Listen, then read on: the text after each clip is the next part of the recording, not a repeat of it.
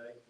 We're calling today a spotlight. So this is a project that we've been working on for a good while, and we plan to cut a ribbon a little bit to signify our opening of the Reality-Based Training Center. And it wouldn't be possible without the folks that are standing behind me today. So how did we get here? In 2018, after tragic school shootings, we had a meeting with Rep. Steve Toth, who's here today, Conroe ISD, District Attorney Brett Wiggin, and some others. So we came together and said, what can we do as a community that would make an impact on stopping the next school shooting, and what we could also do to respond better when there is an active shooter threat that happens.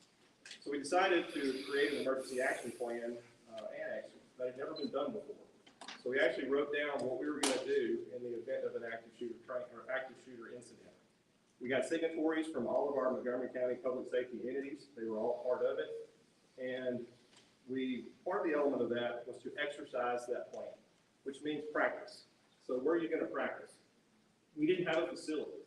So just through the miracle of God, this opportunity came to us that Buchanan ISD had a school that they pretty much left in place and sold on the auction block. So it was an opportunity to take advantage of a school where you see that there's still lunch menus on the wall. There's still directions on how to get to the next class. There's equipment that was left behind in the school that we're using as props and for a true reality-based scenario. So that wouldn't have happened if it weren't for the collaboration between Montgomery County, the county judge's office, Mark Keough's office, and Jason Millsap's, working with our state legislature to get us the funding to do what we needed to do to prevent the next school shooting and properly respond when there is an active shooter scenario. That happened through the legislature, and the legislature, a couple of lions of the legislature on the Senate side are Lieutenant Governor Dan Patrick and Senator Brandon Creighton, and they worked together with Rep. Toth on the House side to get $27 million allocated to purchase this building, renovate it, staff it, and provide training to those that need it free of charge. So I want to call out to my brothers and sisters in law enforcement and the firefighting services and also emergency medical services that we offer the training here, and we're trying to get the word out to y'all that it's here and it's available, and we have an incredible staff that's prepared to do just that. So where do we go from here? What's the future? Well, in Montgomery County, we consider ourselves to be the role model for public safety services in the state of Texas. And we want to help generalize this. So communities that are out there that may have an opportunity like this, I encourage them to take full advantage of it. Work with your legislature. Do whatever you can to find the funding. Because before, to exercise our plan, we had to use a school that was closed during the summer in a very small window, very small time frame. Now, we have access to it 24/7 all year long with a dedicated training staff, and we're providing cutting-edge training for all of our public safety services. So just honored today to introduce to you our Lieutenant Governor, Dan Patrick, who without his support on the Senate side of the legislature and his political will to get this done, we wouldn't be here today. So I'd like to turn it over to my friend, Dan Patrick. Thank you, Sheriff. Thank you. So I want you to think about something you've all read or seen or heard. When our air marshals train, they train on aircraft. When the FBI and the Secret Service train, they train in a city or school or building session so they can be trained exactly how to respond. And so to our state police. But we've not had a reality-based training center like you have here now. This is the first in the state. And so not only did it happen because of what the sheriff just said, his initiative, the county judge's initiative, Steve Toth in the legislature, and Brandon Creighton in the Senate. It was a team effort, but it was an effort not just for Montgomery County, but to set the standard for the state. I was talking to Mr. Pollack for a few minutes, and it's a tragedy when we lose a child in a school setting. And we've had that happen several times in Texas. After Uvalde, there were a lot of mistakes that were made, and we all know it. Reports have been done on it. It's been talked about, but this is an action step. So hopefully that never happens again, that when law enforcement arrive on the scene, and And we pray that never happens again in a school anywhere in America, or here in Montgomery County, or in Texas. But if it does, we want them to be the best trained in the country. And this will go a long way to making that happen. This is a little bit of a miracle, that this school would be left in this pristine condition for the county to step up.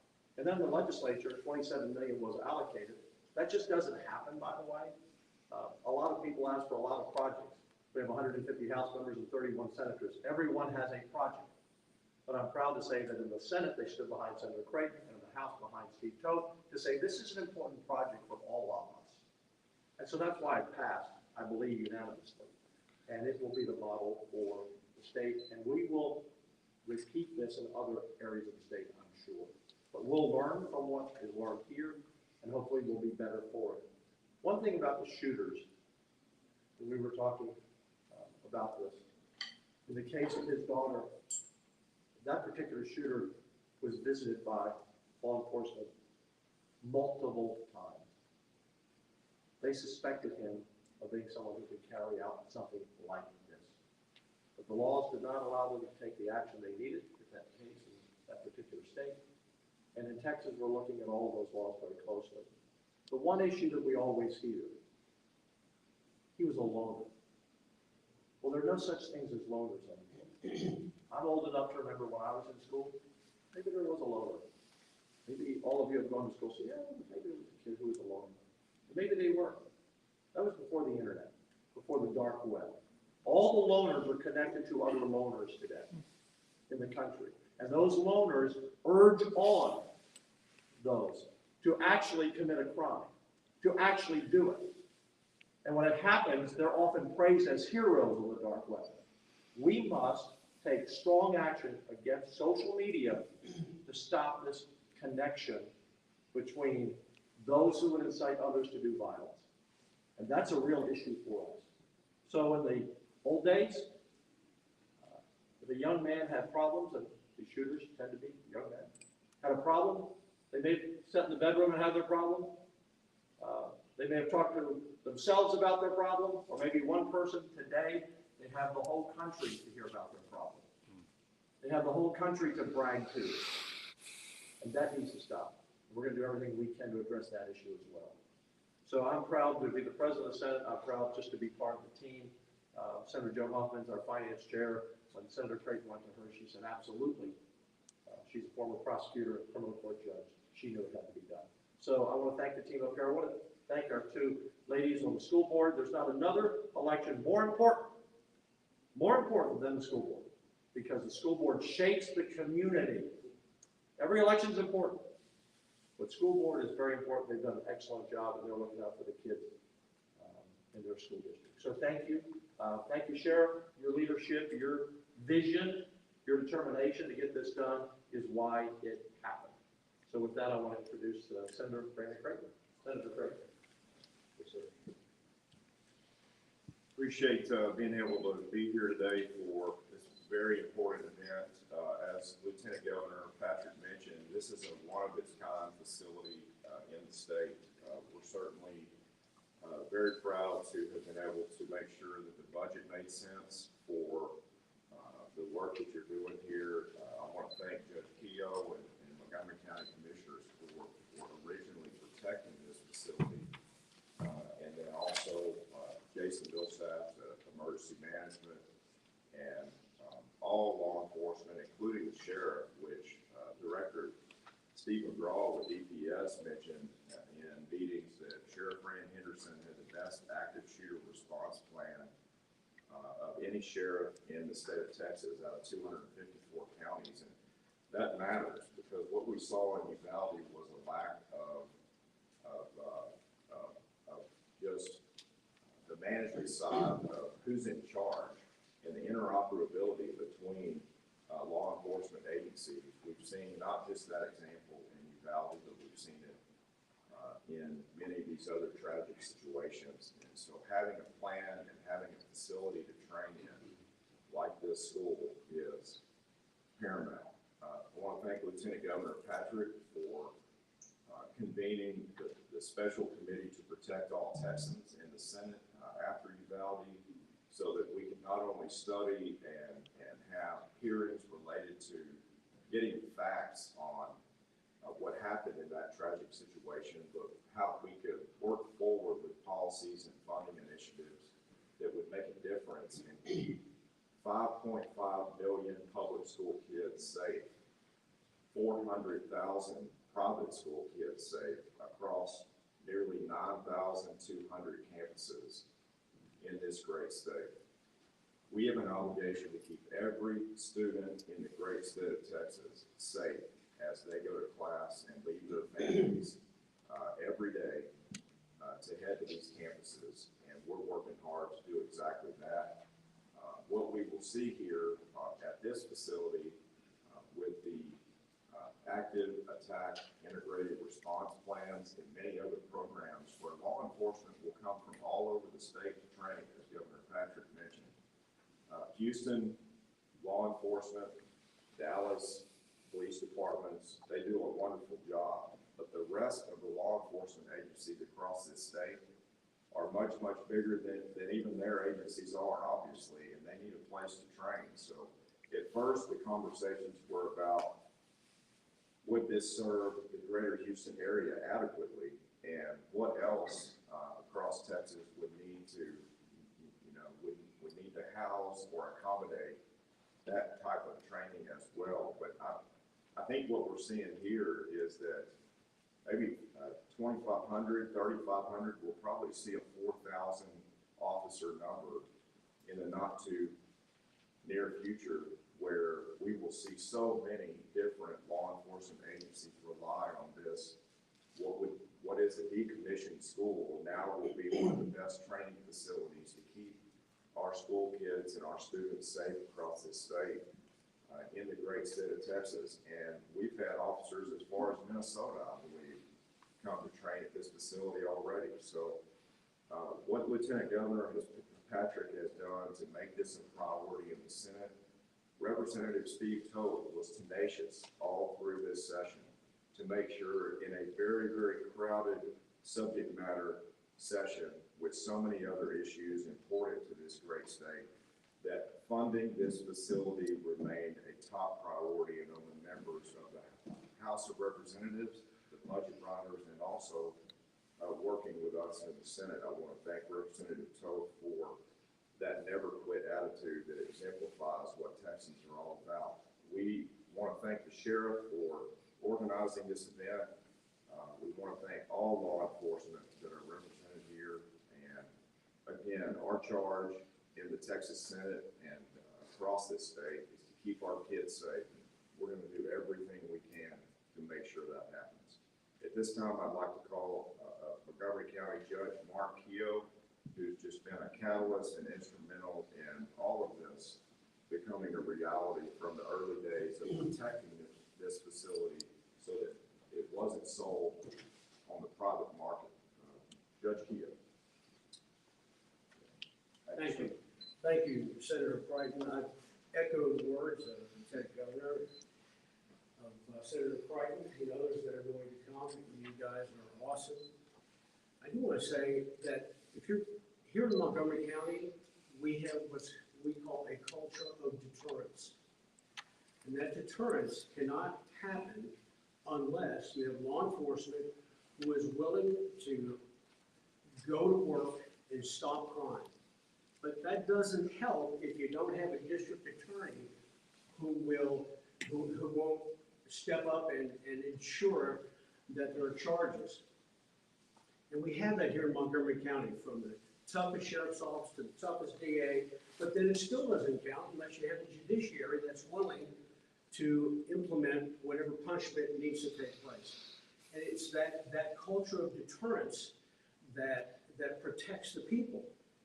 So that the criminal says, I'm not sure I want to go to Montgomery County if I want to do this. Because I know that there's a certainty of punishment. I know that the punishment is going to fit the crime. And the fact of the matter is that it's going to happen quickly. And these guys, they really deserve the credit for all that you do. And then to have Representative Toth step up along with the sheriff and with Senator Crichton. But Governor Patrick, thank you.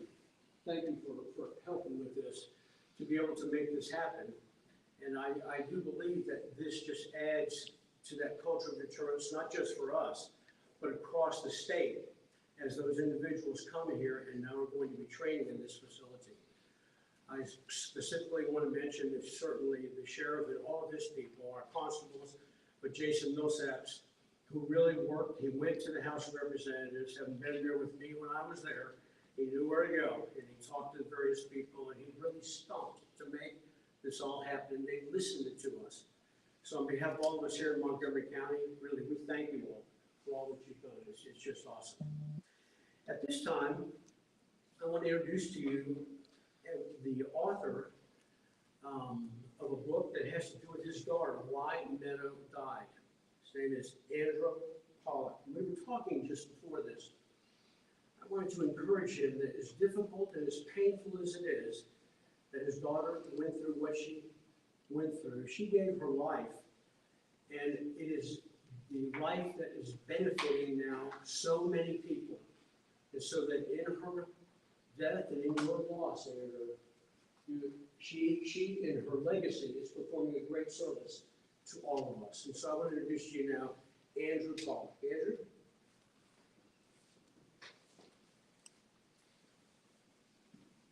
So my name is Andrew Pollack. It's still really hard when I do things like this, even though it's 5 years. There's nothing how I could explain to anyone, hopefully anyone in here what it's like to have a child murdered. There's nothing that I could put on to tell you how difficult it is and how painful. So my daughter was murdered February 14, 2018 in Parkland, Florida. I could have took the easy path, like a lot of people, that anyone who watched the news, a lot of politicians, they all wanted to blame that object, that scary looking rifle back in 2018, all those kids that did March for Our Lives, and I could have took that easy path and just blamed the gun. But my daughter, she wouldn't have wanted that, because she told me, she said, Daddy, you go out and you find out exactly what happened, because I don't want this to happen to any other family or children my age. I don't want to see it happen again. So I put politics aside and I dug in deep to the shooting at Parkland. And what I found was it was just horrific of how many failures took place that day that allowed my daughter and those other 16 people to get murdered. Numerous failures, numerous policies that were in place in Broward that allowed this to happen. During the years that my daughter was in school, students were allowed 3 misdemeanors per school year without ever getting introduced to law enforcement. And it would reset every year. They'd allow 3 more the next year and 3 more the next year. So that was one of the things I looked into, and also multiple failures that day. Open gates, alarms that weren't functioning right, protocols weren't in place, not the proper training for law enforcement. We all saw how they stood down and hid behind walls and cars while students and teachers were getting murdered. But it took me and strong leadership to make a big change in Florida. We put the politics aside and dug in and made changes that made every child safer in the state of Florida. We passed bills, we put law enforcement in schools, we have more money for mental health counseling, we put fencing around every school. We made a big difference, and that's what my daughter would have wanted, so it never happens again. We could do as much as we can to make sure it didn't happen again. And that takes leadership. And that brings me here to Texas. You're very fortunate to have State Rep Steve Tork, who contacted me. For years now, we've been talking about the shooting in Florida and the changes that we're making in Florida. And Steve dissected my book. And he's making the necessary changes here in Montgomery. And you're very lucky and fortunate in Montgomery to have these leaders that are here behind me that are putting children's safety ahead of politics, and that's what it takes. You need to put the safety of the children first and put away the politics on the side, because we all want our kids safe. And thanks to this wonderful facility that I had the pleasure of taking a tour, that the children of Texas are gonna be safer because of the leadership behind me in this facility, where you have a place to train for active shooters. You could expand this to your Texas Marshal program, where teachers could come to a program like this and get the right training and protocols to prevent and mitigate another shooting. So I want to thank everyone behind me, and because of this, like I said, the children of Texas will be safer. Thank you. This time we'll take any questions from the media. If you have a question, just please list your question, who it's directed to. Question? Yes, ma'am. For the sheriff. I come from Bryan. I'm with KBTX. We have Disaster City up there for firefighters to do this kind of reality-based training. The moment I saw this press release, I thought, this is that, but for law enforcement. Why is this important? And we have people from outside of the country come out to Bryan for that training. Is that something you guys hope to see here? Our reality base includes the fire service, so there are some mandates for active shooter training for all branches of service. So we have classes that we host just for fire agencies. So we encourage them, if they need those training hours, this is a great opportunity for them to come here and get that taken care of, so they're better prepared for anything that should ever occur. And then just expanding outside of Texas law enforcement, you guys said Minnesota came out here. Do you expect this to go beyond the boundaries of the country? We do, and we're proud of that. So we hope that the more folks that we can train, the more opportunities that we give those that maybe aren't able to afford those trainings. Our emergency management chief, Jason Millsap, came up with the idea that we would build barracks here. So those that can't afford the hotel cost, they can come stay for free as well. Train for free, stay for free, and meal cost would be minimal on top of that. So we want to remove all the impediments, all the excuses. There's no reason not to train. There's no reason not to come here and take advantage of this facility. And large agencies, Houston Police Department, Dallas Police Department, as Lieutenant Governor mentioned, they have a lot of resources available to them that smaller agencies across the country don't. The United States is made up of over 18,000 law enforcement agencies, and the majority of those are very small and poorly funded. So they all matter. Their training matters because they are just as likely to respond to one of these tragic events as a large agency is. Any other questions? All right, we're going to go ahead and cut the ribbon on this and go give us just a second.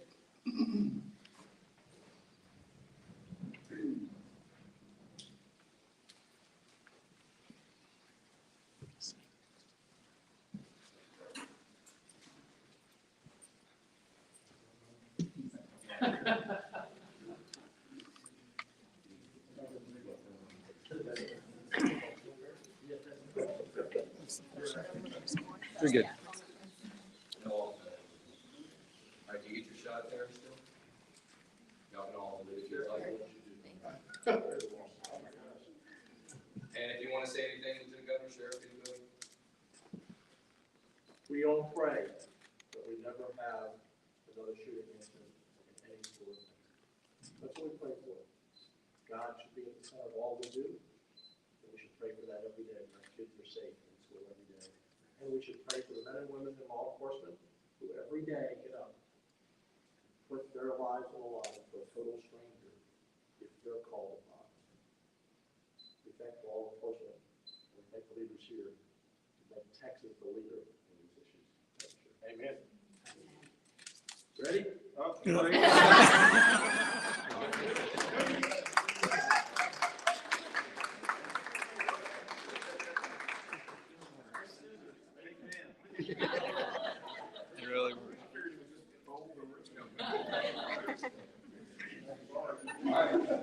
Y'all want to go ahead and get your cameras and equipment ready? We'll go ahead and start the tour right over there.